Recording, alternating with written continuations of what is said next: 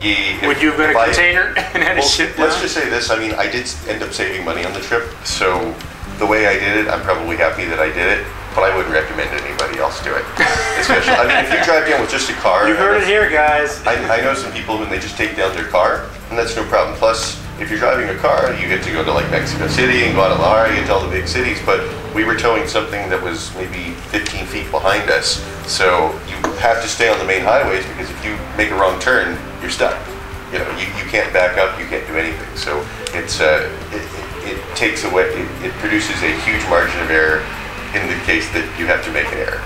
So I wouldn't recommend people do it. I mean, we did, like, the countries are all beautiful in terms of if you could just pack up your car and move down here and you want to take your car, I would recommend it. But Costa Rica is just passing a new law that says that after this year, you can't import any car older than 1999. So I actually have to go back to the border in a week and pay for all of the impuestos on my car and my bikes because I'm not going to be able to do it next year. So, you know, they basically will take an assessment of your car, and they're pretty accurate. They have their book is pretty accurate on what a car is worth. Their blue book? Their blue book. But their blue book is fairly close. So like if you bring down, you know, if people want to bring down their BMWs, which will be destroyed on the trip anyway, but if somebody absolutely wants to do it, they're going to go, yeah, that car's worth 10 grand, and you have to pay 35% of that. So you're paying $3,000, $3,500 to bring your car into the country. Wow. So other than that, Guatemala was real nice. I had, you know, we had a cop pull us over right as we got out of customs. And he's like, can I see your passport? Sure. Okay. I'm out there with him because my dog's barking at him. So, can I see her passport? I have to walk back in there and bring her passport. Okay. Can I see your driver's license? And I go back in there, bring the driver's license. And he sits there and he's looking at everything, taking his time. And I know he wants a bribe. And I'm not going to do it because I'm not doing anything wrong. So he was like, oh no, you have to go back to customs. I just got out of customs, you know, and if I went back to there, they'd be like, what are you doing here? You just got out. And I'm like, why?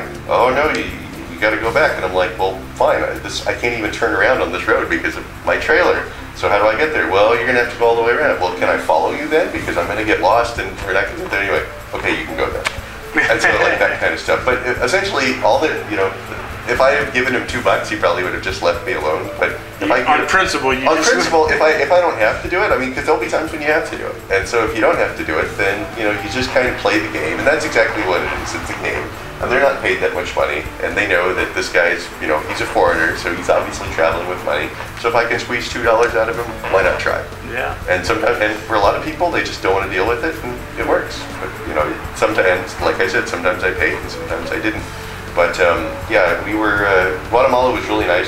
We were never hassled. People were really cool. Honduras is beautiful. We didn't cross into El Salvador because that would just mean one extra border we had to cross, so we just drove all the way through Honduras around El Salvador. Honduras is absolutely gorgeous, and there's like, they still build houses out of adobe. Oh, yeah. So like all over the country, so you see the big adobe bricks, and it's mountains, and it goes from everything from tropics to pine trees and down and everything like that. So but it wasn't actually until we got to Honduras that prices for things like meals started to get reasonable. I mean, the whole time when we would stop at a roadside restaurant in Mexico, we're paying $10, which that's kind of like what you pay in the United States. So it wasn't really till we got to Honduras that, you know, we're getting out of a restaurant and spending $3, stuff like that. But it's also like the further away you get from the main areas with tourist travel and tourist destinations, things like that, you know, the more that they just get reasonable costs.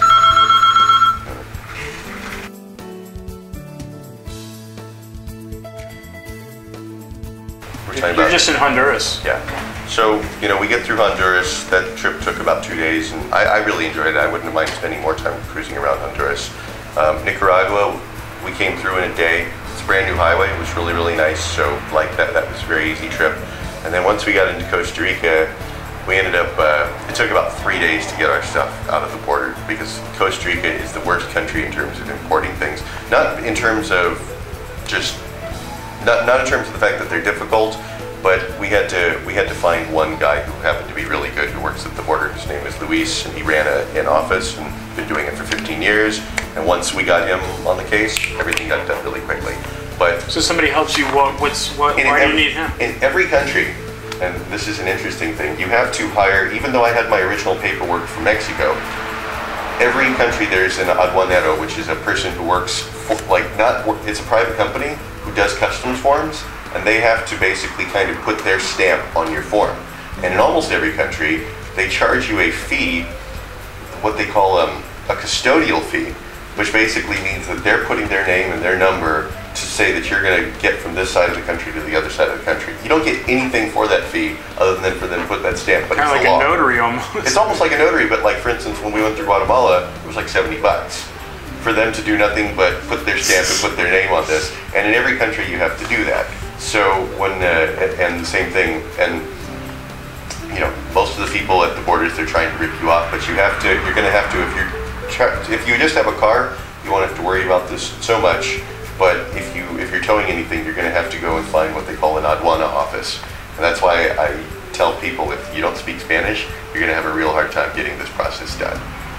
Sounds like it is. It was very interesting. So Costa Rica was 3 days to get the Costa Rica. Well, I mean, we left with our car, but I had to leave my trailer and my tools and things up there like that, because we got there like on a Saturday, and some things were closed on a Sunday, and you know, by the time everything, and then of course they say, well, it depends on the person you're dealing with, like how long it takes, because they can choose to go through, you know, everything, and oh, well, wait, you listed only 5 CDs here, 6 So a lot CDs. of things can be just a crapshoot.